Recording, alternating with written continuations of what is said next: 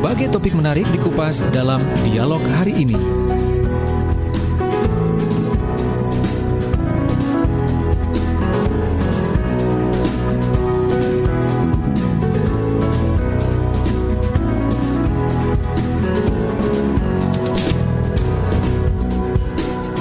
Assalamualaikum warahmatullahi wabarakatuh. Selamat pagi sahabat, apa kabar?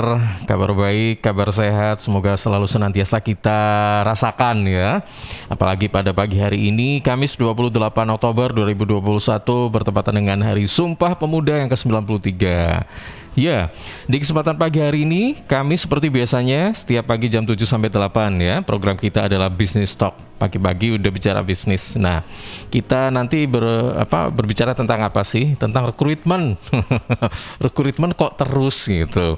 Nah, ini mungkin ada perusahaan atau apa begitu ya yang mungkin kebingungan gitu ya. Untuk mencari SDM yang mumpuni, yang pas, yang macam-macam lah itu istilahnya ya. Karena kadang-kadang kita sudah melalui proses A, B, C, ternyata ketika sudah melalui training dan sebagainya tidak seperti yang diharapkan. Kemudian apakah betul memang pada saat kita lagi butuh karyawan, open recruitment kita lakukan atau seperti apa teknisnya? Nah, nanti kita akan berbincang-bincang dengan Coach Humphrey Rusli dari Bara Coaching Indonesia. Dan seperti biasanya program ini juga ditayangkan secara serentak di 3 LPPL Radio Jawa Timur, yakni RGR Tulungagung, Ersal Nganjuk, dan juga Praja Angkasa Trenggalek. Baik, langsung saja kita sapa. Assalamualaikum, selamat pagi Coach Humphrey Rusli. Selamat pagi, Mas. Apa kabar, Coach? Baik. Oke, ini bertepatan dengan Sumpah Pemuda loh. Iya, mantap tenang. Ya. Mantap ya. Pemuda dulu bersumpah 93 tahun yang lalu gitu ya. 93 tahun ya. Dan kita sudah melewati masa saya ingat dulu omongannya Bung Karno ya, kasih saya 10 pemuda, maka itu kita akan guncangkan dunia gitu ya. Anyway, kita akan dapat surplus demografi tahun 2030, tahun 2035 kita akan dapat surplus demografi. Jadi pemuda ini akan mendominasi struktur demografi penduduk Indonesia. Jadi lebih banyak yang muda daripada yang tua. Ini hitungannya sudah dirilis resmi ya. Jadi pemerintah sudah menetapkan tahun 2030 sampai 2035 itu kita akan dapat panen pemuda siap produktif, siap kerja, siap pakai, siap berkarya di Indonesia. Ya, sekarang mungkin masih SMA ya, masih SMP ya. Jadi ya adik-adik kita yang masih SMA SMP nanti tahun 2030 8 sampai 15 tahun ke depan kita akan mendapatkan adik-adik kita udah jadi dewasa, kita yang jadi usur ini Mas Ilham. Tahun 2030. Jadi barang langka dong, katanya banyak. Iya, betul. Sampai berapa persen sih untuk pemuda itu yang kelebihan demografi tadi itu? Sampai jadi memang datanya saya bisa cek ke Google ya kalau soal migrasi, tapi data yang saya pernah baca beberapa waktu lalu itu kurang lebih 30-40% kita akan dapat. Ya, jadi kan ada bayi atau anak kecil, kemudian lansia, kemudian yang tengah-tengah ini yang sandwichnya tengah-tengah dagingnya yang endul ini itu yang tengah-tengahnya itu 20-30% itu yang dominan. Ya, jadi itu surplus ya, karena sisanya yang 50-60% itu 60-70% itu dibagi jadi dua lagi, yang lansia sama yang bayi. Oke. Ya, bayi pun nanti sampai anak kecil, kemudian intinya totalitas total daripada demografi kita itu yang paling dominan adalah yang usia produktif ya, antara 20 sampai umur 35 ya, itu yang produktif. Oke. Ya, 40 ya, tadi kita tambah sendirilah umur kita ya, tambah 10 tahun lagi ya, masuk kategori lansia kita. Ya, kira-kira kalau usia produktif untuk tahun 2030, 35 itu agak bergeser mungkin ya. Jadi 40 termasuk usia produktif atau enggak ya, Coach? Kan biasanya gitu ya. Saya berharap itu terjadi ya. Jadi artinya kita sendiri masih bisa mempertahankan stamina, vitalitas tubuh kita gitu ya, sampai umur 40, 50 kita masih produktif terus. Oke, baik. Itu memang harapannya kita. Nah, itu tentu harus tekadnya kita ya, maunya gimana gitu ya. Kalau kita sekarang di sini hidupnya ngawur, foya-foya, begadang, nggak jelas, waduh ya, nggak sampai umur 50 sudah benar-benar Pensiun. tuwir.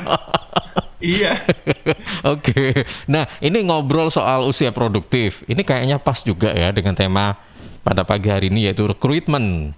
Nah, ini rekrutmen kok terus gitu. Nah, ini kan biasanya menyasar pada mereka yang usia produktif sih sebenarnya. Tapi ya. ya mayoritas lah begitu ya. Nah, ini mungkin bisa dipaparkan sebagai pembuka kita. Proses rekrutmen ini seperti apa teknisnya? Kalau ada kata-kata kok terus, nah ini berarti kan ada apa ya di dalamnya itu ada kendala-kendala yang mungkin tidak dirasa cocok begitu ya dengan perusahaan yang dimaksud atau seperti apa ini? Silakan Coach. Thank you, Mas Ilham. Ini sebetulnya nyambung sih, ya nyambung dengan pembukaan kita tadi, walaupun memang momennya pas Sumpah Pemuda. Jadi negara itu seperti bisnis. Ketika negara itu memiliki pemuda yang cukup banyak, artinya regenerasi orang tua ke orang muda itu dipastikan berjalan seperti kelahiran anak ya di negara itu kelahiran anak itu dipacu supaya kita memiliki bonus demografi itu akan menjadikan negara itu kuat. Ya tentu ada aspek lain seperti apakah pemuda itu benar-benar jadi produktif atau menjadi beban untuk negara. Tapi on average rata-rata pemuda itu dianggap produktif ketika masa-masa 20 sampai umur 35. Ya itu masa-masa kemasannya, golden eranya pemuda. Ya jadi orang-orang yang produktif bekerja, berpenghasilan ya, kemudian memberikan sumbangsi ekonomi ke negara. Nah, itu sampai kalau kita lihat di Cina itu malah sekarang dulu anak satu hanya boleh satu keluarga hanya boleh satu anak, sekarang malah dipacu untuk lebih dari satu. Di negara-negara seperti saya lupa namanya saya lupa negara. Pokoknya yang berbahasa Spanyol gitu ya. Negara berbahasa Spanyol itu malah pemerintahnya malah membayar anaknya ya, membayar anak kedua itu dikasih bonus $1.000, anak ketiga ditambah lagi bonusnya gitu. Jadi negara membayar orang untuk keep on producing kids ya, hamil dan hamil lagi gitu ya. Berarti kekurangan penduduk nih ya. Betul. Karena kalau momennya terlambat, bayangkan kalau kita momennya terlambat, kita tidak bisa membuat simsalabim anak itu lahir kemudian jadi dewasa. Itu butuh waktu kan, butuh waktu 20 tahun. Butuh sekolah, butuh grooming dan segala macam. Nah, pada saat kita sadar bahwa kita tidak memiliki pemuda kan nggak bisa kita pesan ke pabrik, tolong buatkan saya 5 juta pemuda baru, kan nggak mungkin. Ya, jadi it doesn't work that way. Nah, di dalam bisnis itu hal yang sama terjadi. Bisnis hanya bisa berkembang, tumbuh, kalau kita memiliki regenerasi dari karyawan lama menjadi karyawan baru. Nah, uniknya Mas Ilham, pengusaha ini biasanya memiliki mindset. Kalau saya punya satu karyawan yang sudah dipercaya, maka selamanya saya nggak akan butuh merekrut orang baru lagi.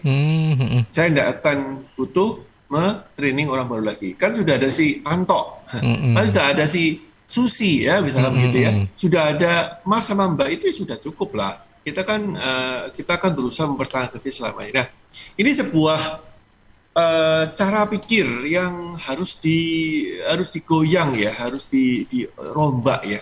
Karena ini sebetulnya tendensi manusia yang malas tanda kutip secara positif juga, bukan negatif juga, malas untuk melakukan regenerasi atas nama sudah nyaman ya, dengan alasan sudah percaya, dengan alasan sudah tahu sifat masing-masing, sudah ngerti cara kerjanya, tabiatnya dan seterusnya.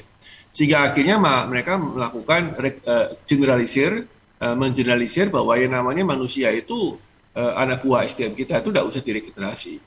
Ya, selamanya lah. Nah, ini paling gampang gini lah, rumah tangga kita lah ya, kalau kita punya asisten rumah tangga yang udah dipercaya, yang udah bekerja, yang sudah ngerti dari pagi sampai sore mesti ngapain, yang udah ngerti tempat nyimpannya nyapu, obat pel, kemucing, sabun cuci piring itu di mana, bagaimana caranya, kebiasaan bosnya, langsung kita berhenti mencari pembantu baru. Pasti sudah, ya kan? Iya. Pasti kita mikir, ya sudahlah, sudah ada si nenek itu, sudah ada si mbah itu, sudah ada si mbak itu, sudah ada si kakak ini, dan seterusnya. Sama dengan kita punya supir. Nah, ini bukan salah ya, ini manusiawi sekali. Tapi di dalam bisnis, kita bukan bicara rumah tangga, di dalam bisnis ini berbahaya.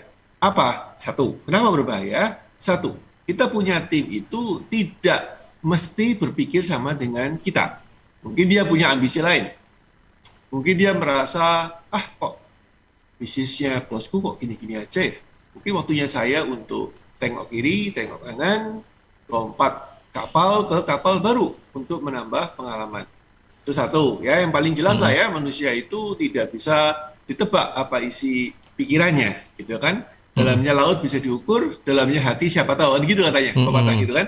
Nah, satu, itu yang paling harus diwaspadai. Dua, kalaupun mereka setia dan memang berminat untuk berada di perusahaan Anda selamanya, maka kemampuan dia tidak pasti bisa dipertahankan tetap prima, karena manusia itu ada waktu yang untuk decline, turun. Ya, apakah memang sudah waktunya kena faktor U, usia, sudah tambah tua, tambah gampang bingung, gampang pikun, gampang emosi, gampang tersinggung, ya, keras kepala, egonya semakin tinggi, waduh, diomongin tambah sulit. Itu faktor declining, ya. Dan mungkin waktu muda mungkin dia tidak mudah tersinggung, mudah menerima kritikan, tambah lama tambah tua tambah keras, ya. Nah, ini tidak bisa dicegah karena ini manusiawi dan biologis kita, psikologis kita memang seperti itu, ya. Nah, kecuali memang latihan untuk semakin tua semakin wise, semakin bijak, semakin membuka diri, semakin rendah hati, which is sebetulnya bisa dilatih, tapi jarang orang yang sadar melatih diri. Bukan jarang yang ada loh ya. Banyak yang ada, tapi jarang orang yang sadar melatih diri untuk tetap rendah hati dan terbuka. Nah, ini menjadi masalah, ya, yang kedua. Nah, yang ketiga yang paling penting, zamannya berubah. So guys, mari kita lihat. Kalau orang zaman dulu pegawai kita tidak perlu paham media sosial, tidak perlu ngerti komputer, tidak bisa laptop, tidak apa-apa, nggak bisa operasionalkan PC, nggak masalah, nggak punya handphone, nggak masalah. Sekarang, ini menjadi sebuah tuntutan yang keseharian kita memang bekerja di ranah itu. Nah, kalau kita kombinasikan, satu, mungkin orangnya memang, kembali ya, ketiga ya, satu adalah mungkin orangnya udah nggak minat kerja di kita.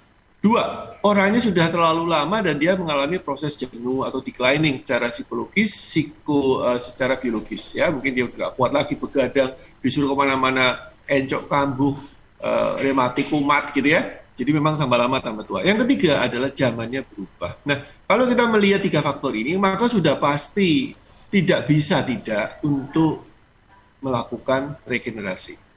Karena itu, proses rekrutmen itu jangan menunggu kalau orangnya sudah terbukti. Kan, klien saya ada yang bilang gini, kok kalau gitu saya tunggu aja nih. Dari tiga faktor ini, mana dulu yang nyata, tampak signalnya kuat, baru saya cari orang baru. Itu sama dengan negara, sudah sadar bahwa oh ternyata penduduk saya umurnya 50, 60, 70 semua nih. 100% nggak ada yang muda. Oh ya udahlah saya pesen ke pabrik pemuda. Ya nggak bisa bro, sis. It takes time, 20 tahun baru muncul pemuda baru.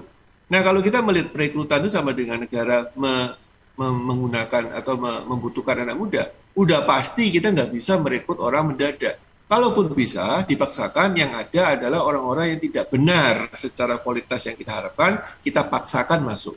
Apa yang terjadi bukan lebih baik, tapi lebih amburadul. Ya, karena orang yang baru yang tidak berkualitas malah merusak rata-rata kualitas dari agregat dari kualitas SDM kita. Sama dengan air kolam renang lah ya, ketumpahan satu titik tinta ya, kemudian ya walaupun nggak kelihatan ya, warnanya nggak sebening awalnya.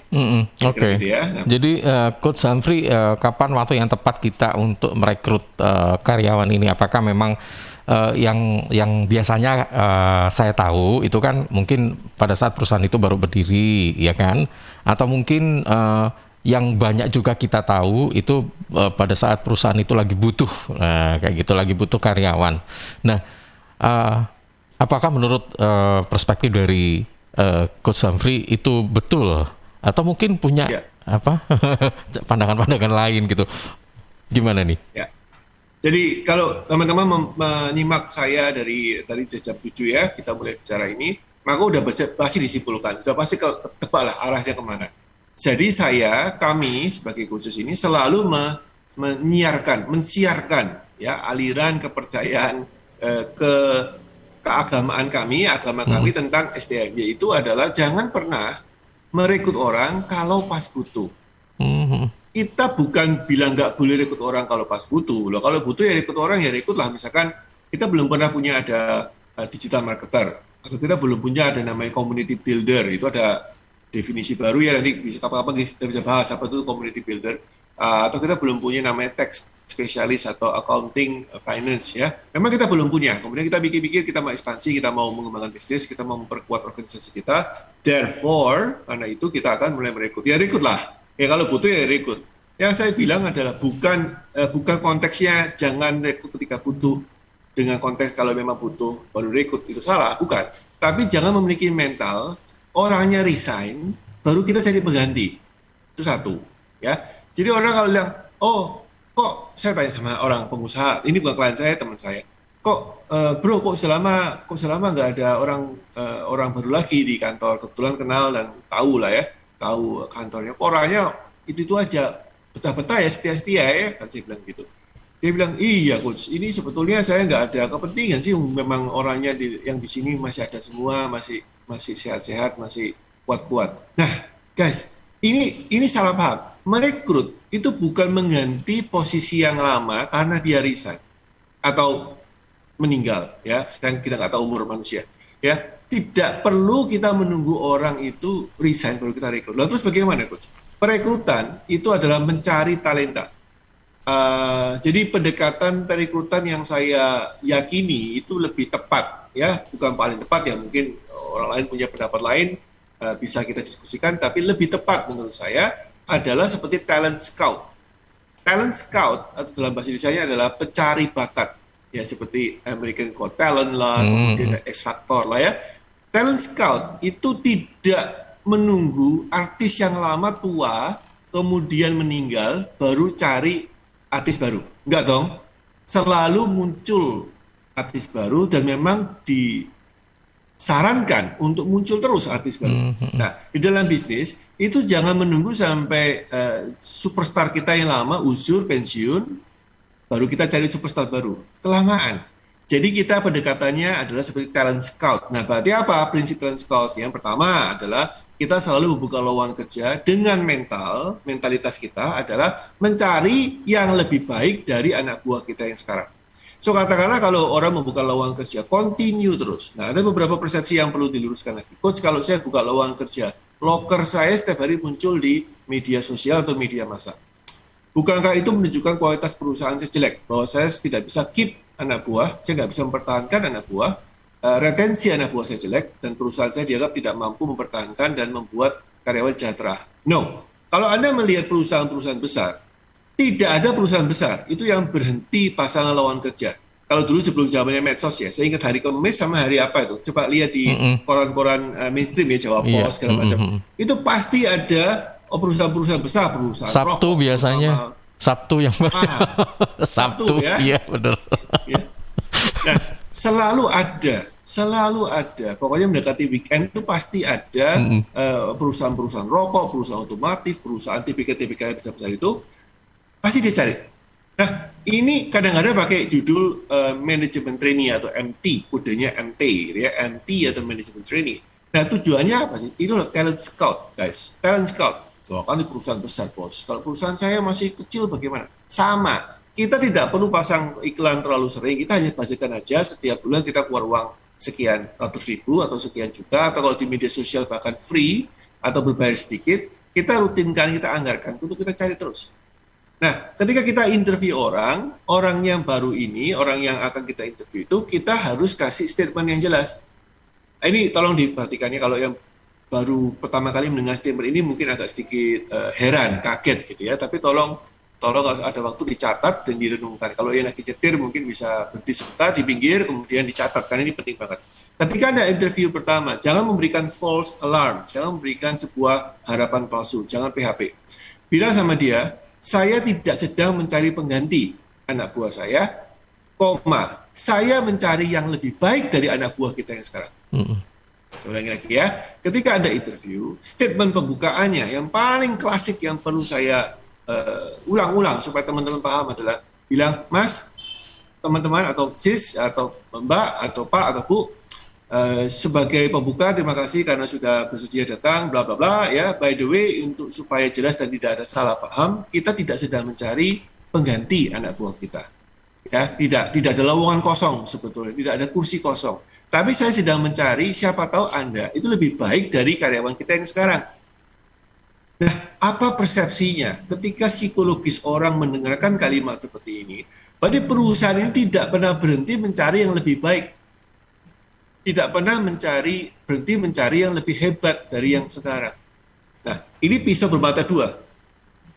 Mukul ke depan, ke prospek atau ke calon karyawan kita, itu akan mempunyai statement, "Wujuh, perusahaan ini hebat."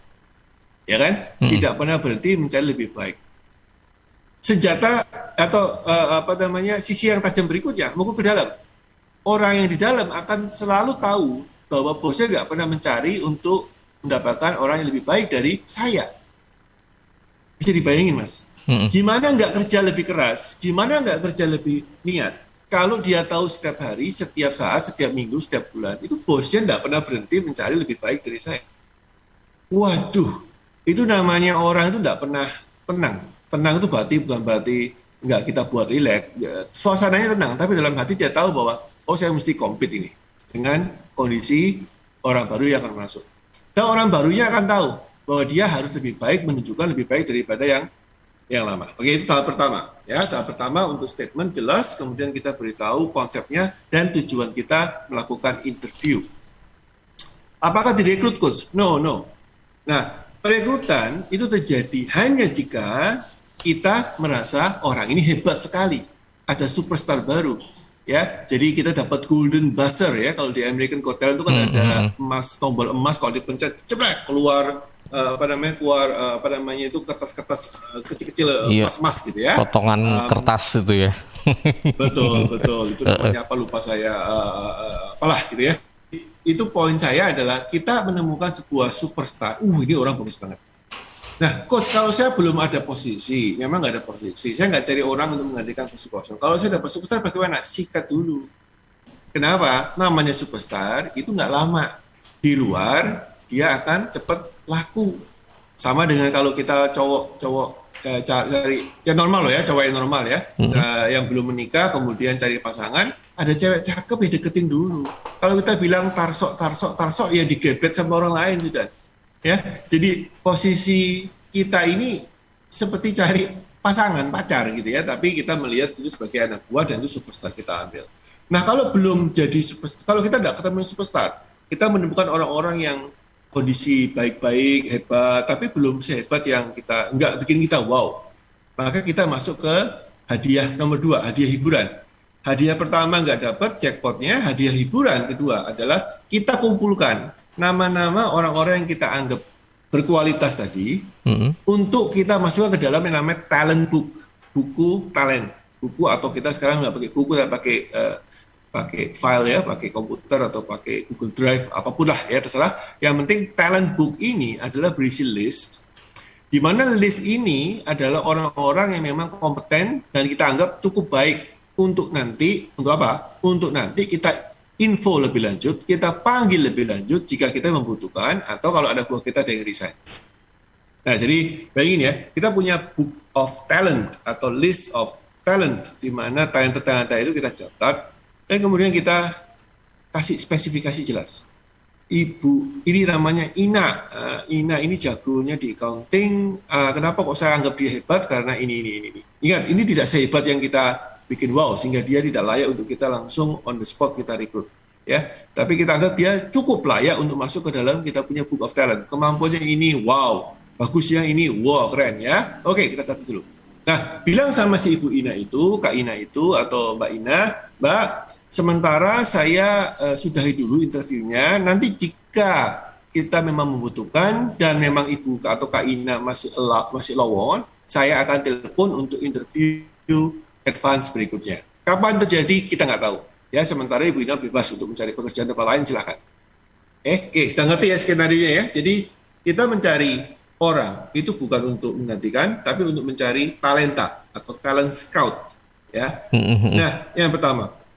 Yang kedua, kalau kita hoki nih dapat orang yang hebat, langsung sikat. Posisinya apa coach di BK nanti? ya dipikir nanti atau kita pikir pada saat on the spot kita bilang ya aku punya tawaran buat kamu saya rekrut aja, kira-kira saya akan posisikan kamu di sinilah buat job desk baru kalau perlu. Tapi ini jarang terjadi ya, jarang terjadi. Sesekali satu di antara 1000 bulan kali ya akan dapat beberapa orang yang jagoan ya. Nah, yang ketiga adalah hadiah hiburan. Kalau saya nggak dapat hadiah utamanya, kita dapat hadiah hiburan. Apa tuh hadiah hiburan? Hadiahnya adalah kita memiliki talent scout, talent list, ya list of mana isinya tambah lama tambah banyak. Kalau kita rutin menginterview, maka isinya tambah lama tambah banyak. Gunanya buat apa? Nanti jika ada yang resign, anak buah kita nggak usah pasang loker. Loker kita itu untuk mencari scout berikutnya, tapi kita tinggal telepon, buka buku, telepon, halo, ya, dengan Mbak Ina, ya saya dari perusahaan PT ABC, kita mau interview lah tahap berikutnya. PT ABC saya pernah ya interview, pernah. Tahun lalu Mbak Ina pernah interview di saya. Oh maaf saya udah kerja. Nggak apa-apa, kalau udah kerja nggak masalah, semoga bisa sukses. Nah ini tipsnya ya, jangan pernah memiliki book of talent. Itu terlalu sedikit Mas, karena kemungkinan orang sudah kerja semua. Iya betul. Ya kan? Nah kalau orang sudah kerja semua, dengan sopan, kasih mereka selamat, congratulations, selamat sudah mendapatkan pekerjaannya. Ya, kalau memang masih mempertimbangkan interview di tempat kita, silakan. Kalau enggak juga nggak apa-apa. Ingat, kita nggak membajak loh ya. Membajak itu adalah ketika orang sudah kerja, kita butuh, kita tawarin gaji lebih tinggi. Itu namanya membajak. Itu namanya adalah kita melakukan tindakan membajakan. Which is sebetulnya salah juga enggak, benar juga enggak, serah masing-masing kepercayaan. Saya nggak akan membahas itu sekarang. Tapi ketika orang udah pernah interview, setahun kemudian kita panggil lagi untuk interview lanjutan, dan orang udah kerja, dan tetap kita bilang kalau berminat datang, itu bukan membajak, itu membuka pintu kesempatan untuk orang itu mempertimbangkan. Siapa tahu Mas Ilham, memang dia nggak cocok di tempat yang sekarang. Betul. You know? Okay. Siapa tahu memang dia udah minat, memang, aduh ini bosku yang sekarang nggak bener ini. Oke, memang dia mencari tempat untuk bekerja. Oke, itu berita bagusnya. Berita kurang bagusnya adalah kalau ternyata enggak, dia udah betah banget, dia cocok nih. Ya udah, kasih dia selamat. Tipsnya, nah ini ya, kemudian minta dia, Kak atau Mbak, bisa nggak saya direferalkan, siapa tahu punya teman saudara yang bisa kami interview. Nah, jadi gini, ini tuh seperti MLM ya. Ketok tular gitu istilahnya kalau sini bisa. Betul.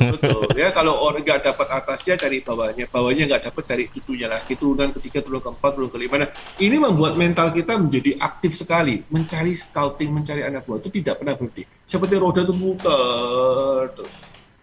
Tahun lalu 2020, ketika pertengahan tahun bulan Juni, bulan Juli, puncak-puncaknya kita kena pandemi sampai orang, waduh itu puncak-puncaknya Zoom ya, itu Zoom, IG Live, IG, pokoknya, waduh semua pada live semua, itu lagi gila-gilanya. Saya sudah bilang di IG saya, di IG TV saya, di YouTube saya channel, saya sudah bilang, sekarang waktunya kita untuk melakukan rekrutmen karena talenta-talenta yang bagus di luar sana over quantity, kebanyakan.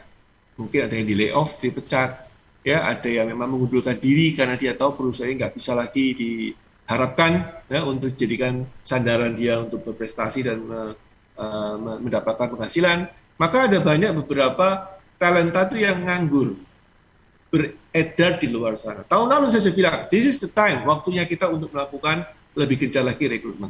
Tahun ini beberapa klien saya yang sudah mengikuti saran saya, mereka bilang bersyukurlah coach saya sudah dapat orang-orang hebat yang tidak pernah saya bayangkan punya orang sehebat ini. Mau diberi gaji yang masih di bawah kelasnya dia, walaupun lebih tinggi dari yang lain, tapi di bawah kelasnya dia, dan dia mau terima karena kondisinya pasti kondisi prihatin pandemi, dan dia mau. Kalau enggak mengikuti ini saran atau taktik rutin memberikan mengadakan interview, saya nggak bakal dapat orang sebagus ini. Ini sudah 3 orang yang ngomong sama saya. Nah, ini artinya apa? Kalau Anda mengikuti mentalitas seperti ini, talent scout, maka proses rekrutmen itu menjadi sesuatu yang alive, hidup. Bukan tambal ganjel pintu gitu loh.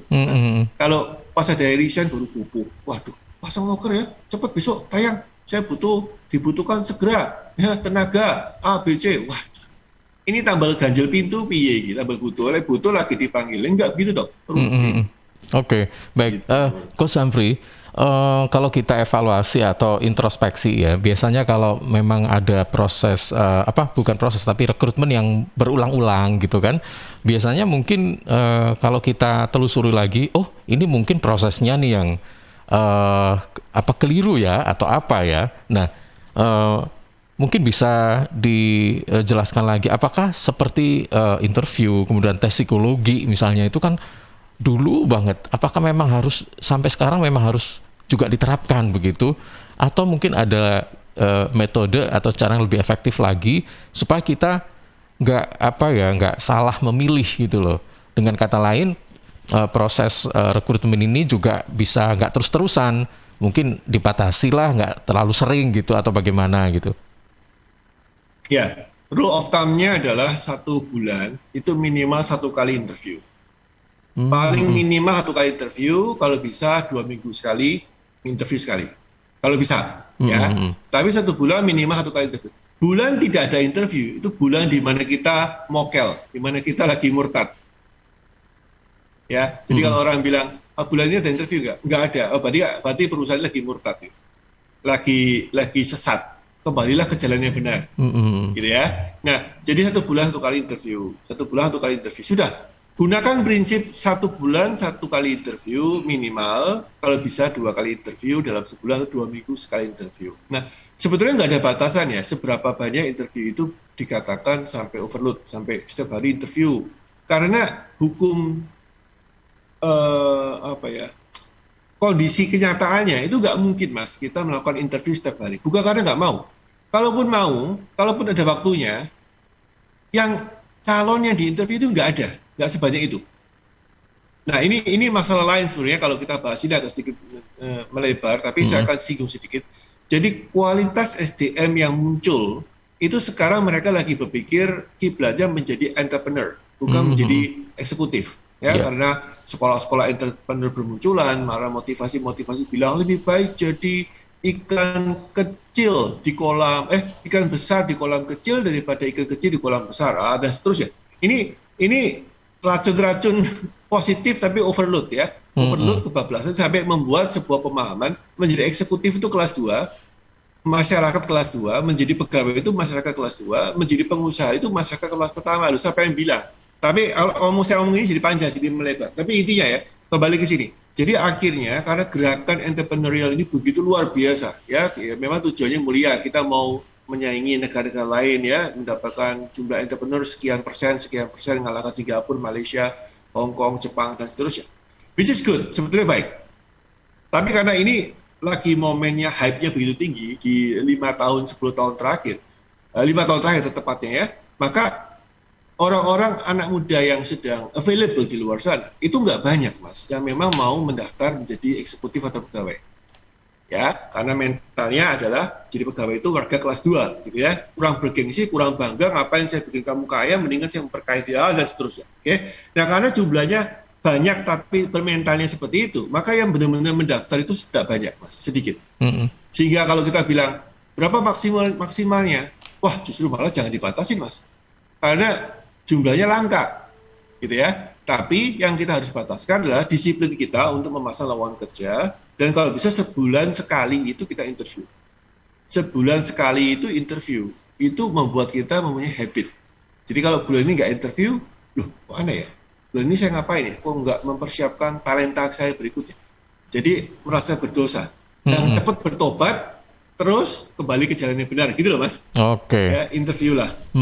Baik. Gitu. Ya, Coach Humphrey, nanti kita lanjutkan kembali ya obrolan kita pagi hari ini. Temanya menarik sekali ya. Nanti untuk sahabat-sahabat yang ingin bertanya silakan ya. Setelah beberapa spot berikut ini kami segera kembali. Tetap bersama kami.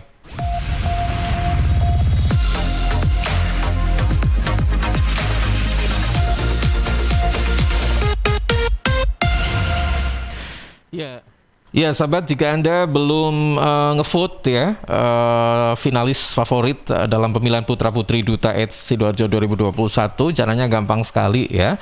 Anda bisa milih melalui Instagram atau melalui balot atau kupon voucher ya.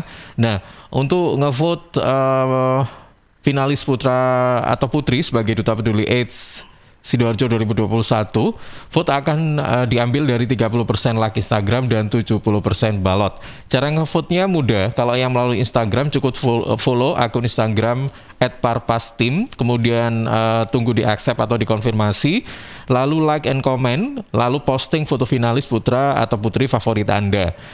Kalau ngevote melalui balot, caranya cukup membeli langsung di Sekretariat Parpas di kantor Komisi Penanggulangan AIDS Sidoarjo, Jalan Pahlawan 1 nomor 9, Sidokumpul, Sidoarjo. Info lengkapnya bisa hubungi Mili 0858 5249 0848 atau follow Instagram @parpastim. Untuk penutupan pembelian balot tanggal 29 Oktober, besok dong berarti ya, jam 11 lewat 59 menit. Dan untuk terakhir pemberian vote yaitu tanggal 30 Oktober 2021 jam 10 pagi. Sahabat pemilihan Putra-Putri Duta AIDS Sidoarjo 2021 dipersembahkan oleh Paguyuban Remaja Peduli HIV AIDS Sidoarjo, didukung Radio Suara Sidoarjo. Rokok opo iki kok putihan? Ya rokok tok, ya murah, ya akeh. Rokok ilegal ki. Masa rokok ilegal iki? Yo ki.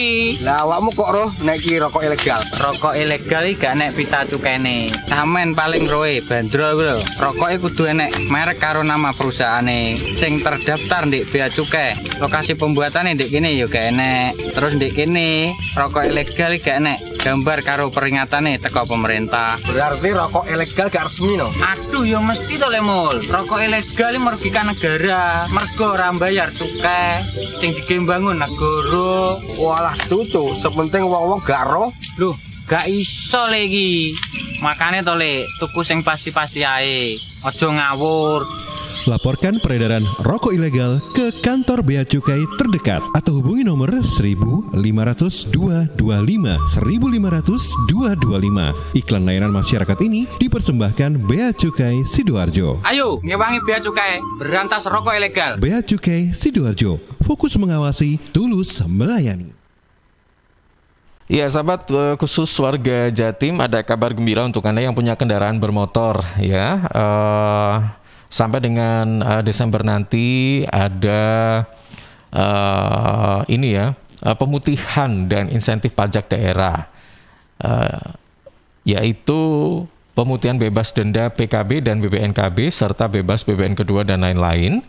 Sementara untuk insentif pajaknya yaitu 20% untuk kendaraan roda 2 dan 3, 10% untuk kendaraan roda 4 atau lebih. Selain itu juga ini berhadiah ya, hadiahnya senilai 30 juta rupiah berupa tabungan umroh tahap kedua untuk 15 pemenang mulai 9 September sampai 9 Desember 2021.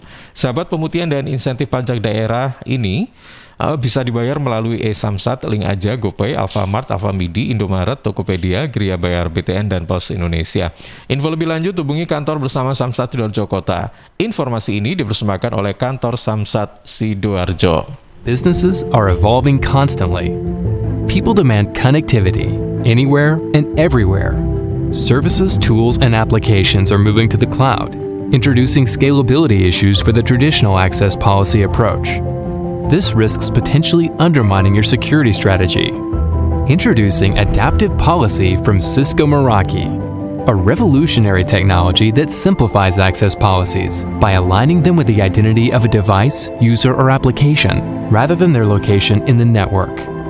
Whether you're a business adopting new tools and technologies, have globally distributed sites, or work with extremely regulated data like banks and hospitals, Adaptive Policy gives you centralized, organization-wide policy enforcement.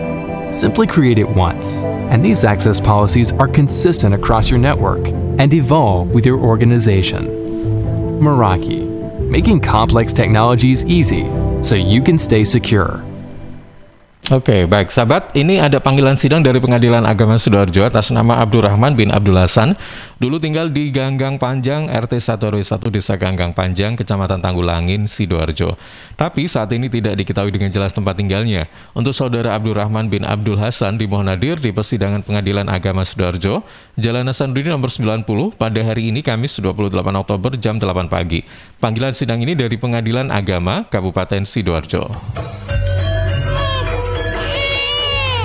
Are-are arek iku rame lapo sih? Mulakno, nek dikandani wong tuwek dirungokno, nek durung siap duwe anak, gak usah rabi. Anake loro, pilek, watuk, ono seseke. Loh, bahaya iku. Momong dorong budal nang bidan. Hati-hati dan waspada ya. Demam, batuk, dan susah nafas bisa jadi itu tanda-tanda pneumonia atau infeksi paru-paru. Penyebabnya bisa virus, bakteri, atau jamur. Mudah menular lewat droplet saat batuk atau bersin. Tapi ini bisa dicegah dengan pemberian imunisasi PCV pada bayi dan anak. Imunisasi PCV selain mencegah pneumonia juga bisa mencegah radang selaput otak atau meningitis dan radang telinga tengah atau otitis media. Imunisasi PCV diberikan pertama pada bayi usia 2 bulan, dilanjutkan pada usia 3 bulan, dan dosis ketiga saat anak usia 12 bulan. Imunisasi PCV bisa didapat di posyandu, bidan, puskesmas, rumah sakit, klinik kesehatan, praktek dokter mandiri, dan layanan kesehatan lain yang menyediakan imunisasi. Lapo guyu-guyu dewe. Putune wis sehat, Cak. Wis diimunisasi PCV pisan. Seneng aku. Gak pengen ngeramut bayi maneh ta? Ayo tak gaweno. Iklan layanan masyarakat ini persembahan Dinas Kesehatan Kabupaten Sidoarjo. PT Inet Global sejak tahun 2005 bergerak di bidang ICT, Information and Communication Technology, Internet Service Provider atau ISP, web hosting dan domain, fiber optic system, dan satelit atau VSAT, memberikan layanan jasa koneksi internet ke seluruh dunia dengan kecepatan tinggi dan harga yang kompetitif.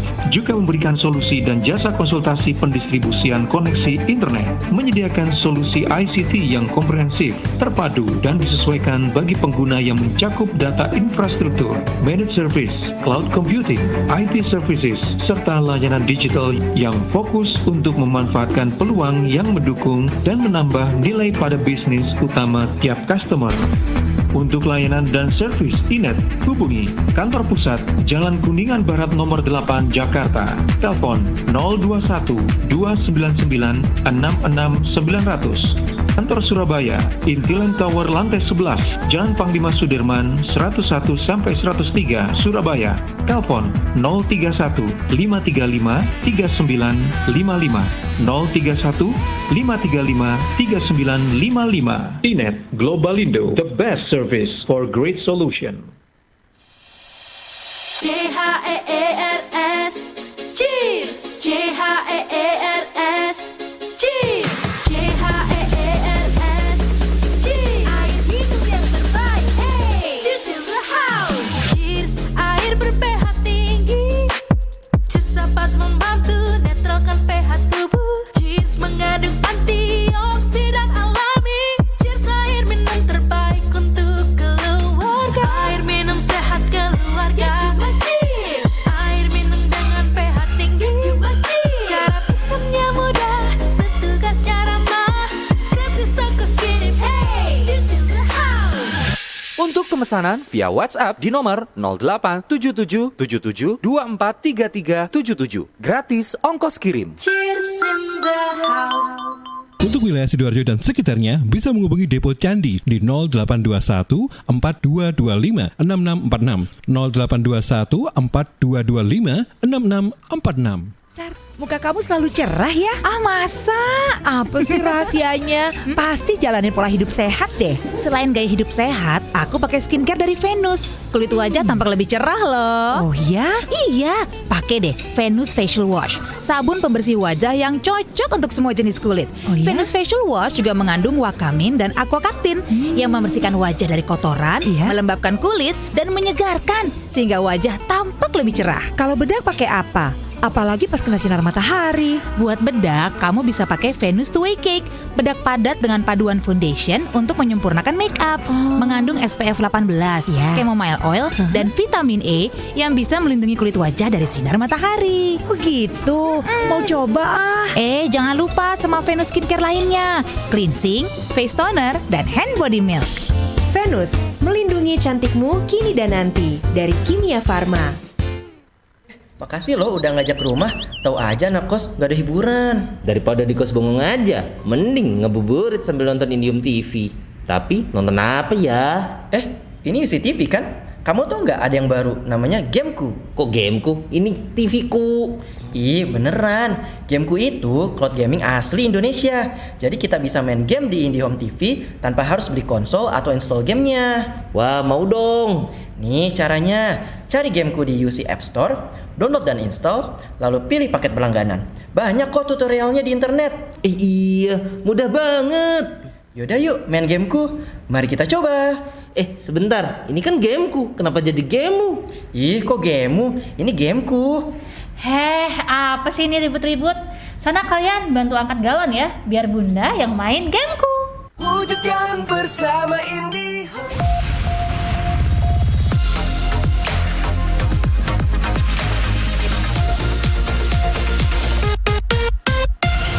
Masih di Bisnis Talk pagi hari ini bersama dengan Coach Humphrey Rusli ya. Temanya adalah tentang rekrutmen kok terus gitu. Oke, Coach Humphrey, ini ada banyak pertanyaan. Mungkin dijawab singkat-singkat aja ya, karena waktunya kurang 9 menit lagi. Oke, dari Instagram @Priscilia, Coach, bagaimana ya jika proses rekrutmen dari perusahaan itu kurang diminati oleh calon pelamar sehingga rekrutmen itu cenderung sepi. Kemudian bagaimana ya Coach menanggapi rekrutmen yang kualifikasinya kurang transparan sehingga pelamar ini merasa ditipu dalam rekrutmen tersebut. Ya mungkin ini loker abal-abal atau apa, kesannya menarik gitu kan, tetapi ketika didatangi loh ternyata disuruh jadi misalnya SPG atau apa gitu. Gitu, gimana ini?